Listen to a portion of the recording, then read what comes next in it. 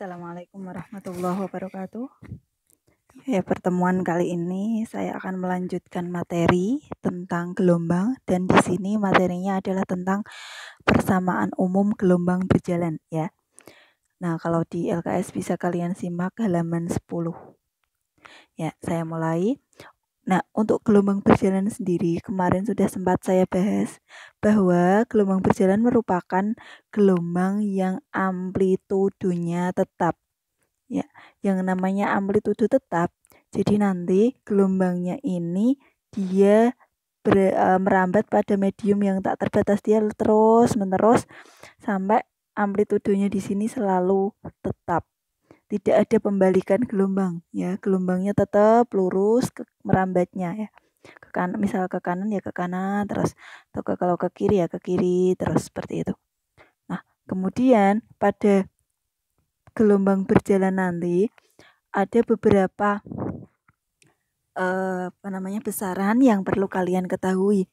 Ini saya akan menggambarkan dan menjelaskan satu persatu besaran-besaran yang ada pada gelombang berjalan. Nah, ini yang saya contohkan adalah gelombang tali. Gelombang tali dia merambat ke kanan seperti ini, seperti di gambar. Kemudian dia berhenti pada titik tertentu, misal sampai sini. Misal di sini titik P. Nah, merambatnya terus, maksudnya ini misal yang nanti jadi acuan di titik sini, titik P. Ini misal merambatnya masih diteruskan sampai ke kanan tak terbatas ya. Kemudian nanti yang pertama ada yang kita sebut dengan simpangan. Simpangan ini adalah jarak dari titik ini adalah 0. 0 ini adalah kedudukan awal. Kemudian sampai suatu titik tertentu yang ditunjuk, misal titik P. Ini nanti dinamakan dengan dudukan titik P atau simpangan di titik P. Nah, kemudian ada dari titik 0 ini hingga mencapai puncak. Ya, dari sini sampai sini. Ini nanti yang kita sebut dengan amplitudo atau saya lambangkan dengan A. Kemudian ada lagi dia merambatnya ke kanan sehingga dia arah rambatannya ke kanan. Nah, ini saya tuliskan. Arah rambat ya ke kanan. Kemudian pertama dia gerakkan, dia naik. Kalau dia naik berarti nanti di sini adalah arah getar. Jadi sama seperti kemarin, arah getar nanti ada dua kemungkinan, ke atas maupun ke bawah. Jika dia getarannya ke bawah, nanti bentuknya semacam ini, dimulai dari bawah. Ya, kalau ke atas nanti yang ini, yang saya gambarkan ini. Kalau rambat juga sama, kalau nggak ke kanan ya ke kiri. Kemudian berikutnya ada dua sumbu di sini X dan Y. Nah, sementara cukup ini, kemudian saya jelaskan. Ketika gambar gelombangnya itu bentuknya semacam ini. Nanti kalau kita buat suatu persamaan, ini dinamakan dengan persamaan sinusoidal. Apa itu? Diambil dari kata-kata sin. Jadi nanti persamaan umum gelombangnya ada mengandung sin. Ya, kalian sudah belajar matematika ya, ada sin konstan. Dan nanti persamaan gelombang ini dia mengandung sin, yaitu apa persamaan umumnya? YP sama dengan A sin omega, ini bacanya omega ya. Omega T plus minus KX ya.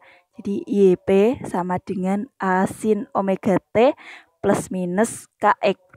Nah, ini wajib kalian hafalkan karena ini persamaan umum gelombang. Nah, mari saya jelaskan satu persatu arti dari persamaan ini. Di sini yang panah yang pertama, ini saya kasih tanda 1. Dia nanti ada dua ketentuan. Bisa jadi plus, bisa jadi min. Ini nanti menunjukkan arah getar gelombang. Jadi ketika di sini di angka 1 ini tandanya positif, artinya nanti arah getarnya dia naik atau ke atas. Kalau di angka 1 itu main, berarti arah getarnya ke bawah. Di ini. Kemudian ketentuan yang kedua. Nah, ini ya saya kasih nomor yang kedua. Di nomor 2 di situ ada A. A di situ diartikan dengan amplitudo. Amplitudo dilihat dari titik ini hingga titik puncak. Inilah yang disebut dengan amplitudo. Ya, sama seperti kemarin. Kemudian yang nomor 3 yaitu omega. Ya, saya tuliskan di sini. Omega ini diartikan dengan kecepatan sudut. Nah, tujuannya untuk apa? Nanti omega di sini biasanya tujuannya untuk mencari nilai frekuensi. Karena frekuensi itu dirumuskan dari omega, yaitu omega adalah 2πf. Ya, jadi dari sini. Atau mencari amplitudo. Ya, kalau amplitudo dirumuskan dari 2π per T. Dari rumusan omega ini menunjukkan yang arti dari omega. Kemudian berikutnya tanda lagi nomor 4. Plus minus pada tanda yang keempat. Ini menunjukkan apa? Ini menunjukkan arah rambat gelombang. Jadi plus minus yang nomor 4 ini menunjukkan arah rambat gelombang. Artinya bagaimana? Jika dia plus, justru arah rambatnya ke kiri. Ke kiri. Berarti nanti ke sana ya. Gelombangnya itu nanti dia ke sana. Nah, kayak gini. Tapi kalau dia main, berarti dia arah rambatnya ke kanan. Nah, jadi ini arti dari plus minus yang kedua. Berikutnya adalah K yang nomor 5. K artinya apa? K ini artinya adalah bilangan gelombang. Tujuannya untuk apa? Tujuannya adalah untuk mencari nilai lambda. Karena K nanti dirumuskan dengan 2π per lambda. Nah, jadi rumus dari K adalah 2π per lambda. Jadi untuk mencari lambda cukup kalian lihat dari nilai K-nya. Berapa nanti nilai K-nya, kemudian masukkan ke rumus ini. Nah, untuk lebih jelasnya saya jelaskan dengan contoh. Ya. Nah, ini untuk contoh sudah saya tuliskan di bawah. Sebuah gelombang merambat pada tali yang memenuhi persamaan Y sama dengan 0,2 sin 30 pt min 4 πx. Tentukan yang pertama arah getar. Nah, langsung saja kita jawab untuk pertanyaan yang pertama. Nah, untuk menjawabnya, tuliskan dulu persamaan umum. Y sama dengan 0,2 sin 30 pt min 4 πx. Setelah itu, kalian tuliskan rumus umumnya di bawah. Rumus umum tadi, Y sama dengan A. Nah, urutkan sin omega T. Karena dia min ya min. Plus minusnya tidak usah ditulis keduanya, cukup min Kx. Jadi A sin omega T min Kx. Setelah itu, kasih tanda panahnya. Nah, kalau sudah seperti ini memudahkan kita untuk menjawab pertanyaan dari A sampai F. Nah, kita mulai dari yang pertama. Arah getar, jawab. Untuk menjawab pertanyaan arah getar, tadi ketentuannya kalian cukup melihat tanda yang nomor 1. Ya, di sini ya, nomor 1. Nah, ini yang saya lingkari berikutnya. Nah, untuk tanda itu kita lihat di soalnya. Di sini tandanya apa? Karena tidak ada tanda apa-apa, artinya dia positif. Kalau dia positif, arah getarnya adalah ke atas. Jadi jawabannya seperti itu. Arah getar ke atas. Langsung karena dia positif. Berikutnya, tentukan arah rambat. Arah rambat bisa kita lihat dari tanda yang kedua, ya, yaitu tanda ini.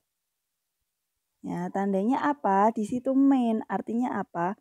Arah rambatnya kemana? Kalau negatif, ke kanan. Berikutnya adalah mencari amplitudo gelombang. Nah, dari sini amplitudonya sudah terlihat bahwa nilai A-nya adalah 0,2. Sehingga tinggal kalian tuliskan A sama dengan 0,2.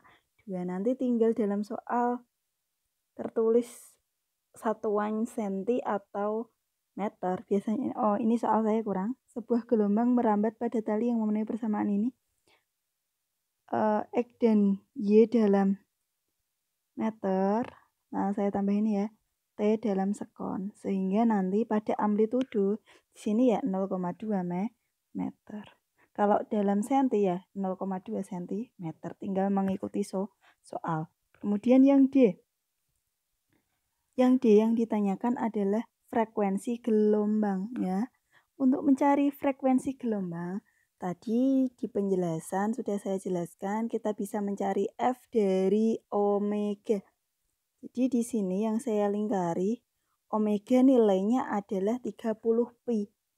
Nah, berarti nanti kalian masukkan ke rumus omega. Omeganya rumusnya adalah 2 pi F karena yang dicari adalah F. Kita gunakan yang 2 pi F. Dan omega kita masukkan 30 pi di bawahnya. 30 pi sama dengan 2 pi F. Nah, setelah ini kita coret yang pi sama pi. Sehingga F-nya ketemu 30 dibagi 2. F-nya ketemu berapa? 15 Watts. Ini ya. Ya, ketemu nilai F. Berikutnya adalah yang E. Yang E apa yang ditanyakan? Yang ditanyakan adalah panjang gelombang. Ini saya tambah soalnya yang G nanti periode ya, biar lengkap. Nah, untuk yang E dulu, panjang gelombang. Panjang gelombang ini dilambangkan dengan lambda. Bagaimana kita bisa mencari lambda? Yang penjelasan tadi, lambda itu bisa kita cari dengan rumus atau diperoleh dari nilai K, yaitu bilangan gelombang. Di mana K itu dirumuskan dengan 2 pi per lambda. Kita tuliskan terlebih dahulu. K sama dengan 2 pi per lambda. Nah, setelah itu sama seperti cara yang D, kita masukkan nilai K-nya, kita masukkan di bawahnya. Nilai K-nya tadi ketemu berapa? Nah, ini. K sama dengan 4 pi. Sehingga kita tuliskan K-nya 4 pi. 4 pi sama dengan 2 pi per lambda. Kita kalikan silang. Nah, pi-nya bisa kita coret. Sehingga 4 lambda sama dengan 2. Lambda sama dengan 2 per 4. Atau kita sederhanakan, lambda sama dengan 1 per 2 atau 0,5 satuannya meter. Ini ya yang E. Kemudian yang F. Pertanyaannya yang F adalah cepat rambat gelombang. Cepat rambat ini bisa kita rumuskan dengan V. V di sini ini rumusnya seperti kemarin, yaitu apa rumusnya? Lambda kali F. Ya, ini rumus dari V. Nah, di mana lambda sudah kita cari yaitu 0,5. Dan F-nya tadi juga sudah ketemu 15 kali 15. Ya, hasilnya berapa? 0,5 kali 15, 7,5 meter per. Atau rumus cepat dari V.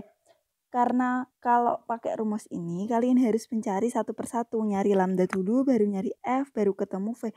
Kalau ini nanti menggunakan rumus cepat, yaitu apa rumusnya? V sama dengan koefisien T dibagi dengan koefisien X. Ya, perhatikan ya ini ya. Coba kita amati, koefisien T itu apa? Jadi di soal lihat yang dekat dengan T, ya, yaitu apa? Omega ini ya. Atau bisa saya rumuskan dengan omega dibagi K, sama saja. Koefisien T dibagi koefisien X atau V sama dengan omega dibagi K. Nah, pakai ini saja. Nah, mari kita hitung. Omeganya tadi adalah 30 pi dan K-nya adalah 4 pi. Ya, jadi 30 pi dibagi dengan 4 pi. Coret-coret 30 dibagi 4. Nah, ini ya. 7 30 disederhanakan dibagi 2 15 dibagi 2 2 15 bagi 2 7,5 meter per sekon. Hasilnya sama kan dengan rumus lambda kali F. Nah, jadi pakailah rumus cepat yang ini ya. Kemudian yang G. Yang G tadi soal tambahan yaitu mencari periode gelombang. Periode ini dilambangkan dengan T. Kita bisa mencari nilai T dari omega. Ya, boleh.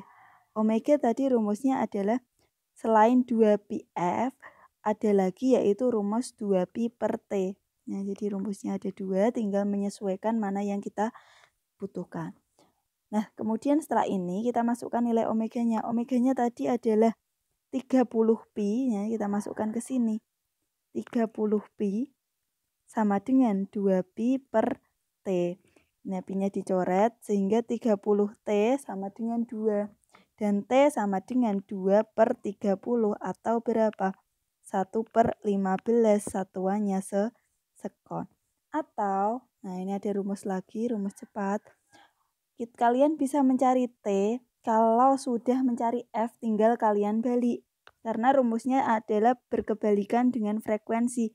T sama dengan 1 per F, ini rumus yang kedua.